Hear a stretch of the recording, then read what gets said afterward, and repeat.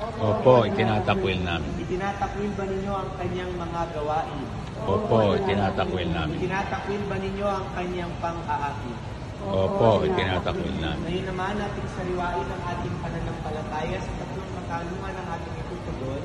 Opo, sumasampalataya kami. Pakiulit po. Opo, sumasampalataya kami. Mga magulang, ninong at ninang, sumasampalataya ba kayo sa Diyos Amang makapangyarihan sa lahat na may likha ng langit at lupa? Opo, sumasampalataya kami. Sumasampalataya ba kayo kay Jesucristo, iisang anak ng Diyos?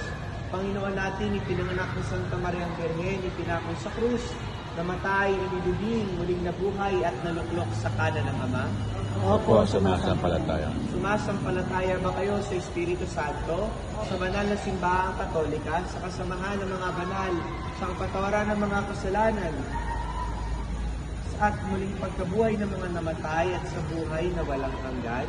Opo, sumasampalataya. Sa pananampalataya na marangal natin inihahayag, ating ngayong igagawad ang sakramento ng binyag,